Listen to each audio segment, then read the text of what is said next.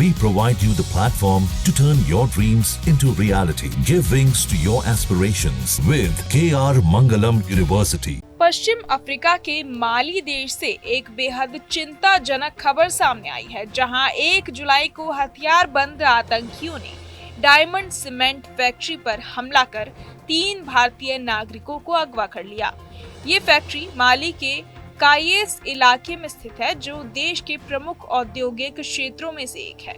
इस हमले को लेकर अल-कायदा से जुड़े संगठन जमात नुसरत अल इस्लाम वल मुस्लिमीन यानी JNIM पर शक जताया जा रहा है। हालांकि अभी तक किसी संगठन ने इस अपहरण की जिम्मेदारी नहीं ली है। भारत सरकार ने इस घटना को लेकर गहरी चिंता जताई है और माली सरकार से अपहृत भारतीयों की सुरक्षित और जल्द रिहाई की मांग की है। वहीं माली में भारतीय दूतावास वहां की स्थानीय सरकार, पुलिस और फैक्ट्री प्रबंधन के संपर्क में है ताकि स्थिति पर नजर रखी जा सके।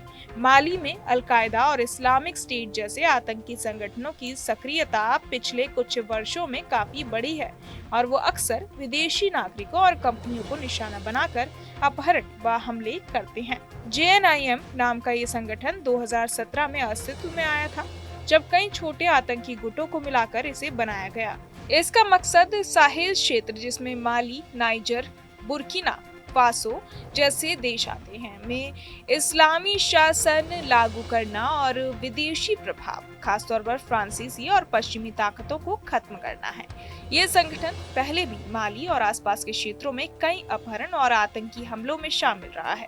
माना जा रहा है कि भारतीयों का अपहरण फिरौती वसूलने या रणनीतिक दबाव बनाने के मकसद से किया गया है, क्योंकि ऐसे आतंकी संगठन विदेशी नागरिकों को निशाना बनाकर अंतर्राष्ट्रीय स्तर पर चर्चा में आना चाहते हैं और अपनी ताकत का प्रदर्शन करना चाहते हैं। भारत और माली के बीच आर्थिक संबंधों में हाल के वर्षों में बढ़ोतरी हुई है, खासकर औद्योगिक और निर्माण क्षेत्र में। डायमंड सीमेंट फैक्ट्री जैसे प्रोजेक्ट्स में भारतीय कर्मचारी बड़ी संख्या में काम कर रहे हैं और इस अपहरण ने वहां काम कर रहे भारतीय समुदाय में डर का माहौल बना दिया है। अनुमान है कि माली में करीब 400 भारतीय मूल के लोग रहते हैं, जिनमें से ज्यादातर बिजनेस या इंडस्ट्री में कार्यरत हैं। भारत सरकार के लिए ये घटना इसलिए भी अहम है क्योंकि इससे न सिर्फ वहां के नागरिकों की सुरक्षा जुड़ी है, बल्कि भारत की वैश्विक छवि और कूटनीतिक रणनीति भी दांव पर है।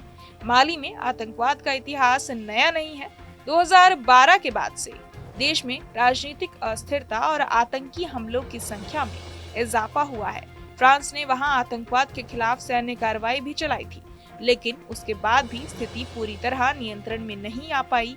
2020 में फ्रांसीसी सेना ने JNIM के ठिकानों पर हमला कर करीब 50 आतंकियों को मार गिराया था, मगर ये संगठन अब भी कई इलाकों में सक्रिय है।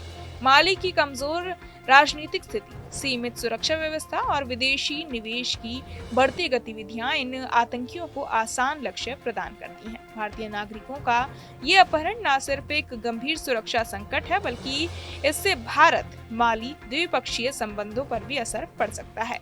भारत सरकार फिलहाल हर संभव प्रयास कर रही है कि अपहृत भारतीय नागरिकों को सुरक्षित रिहा कराया जा सके और माली सरकार के साथ मिलकर इस तरह की घटनाओं की पुनरावृत्ति को रोका जा सके। इस घटना ने अंतर्राष्ट्रीय स्तर पर माली की सुरक्षा व्यवस्था पर भी सवाल खड़े कर दिए हैं और ये जरूरी हो गया है कि वैश्विक समुदाय वहां की स्थिति पर गंभीरता से ध्यान दे। बहरहाल इस पूरी खबर को सुनकर आप क्या कुछ सोचते हैं, हमें कमेंट बॉक्स में जरूर बताएं और बाकी तमाम खबरों के लिए सब्सक्राइब करें न्यूज नेशन।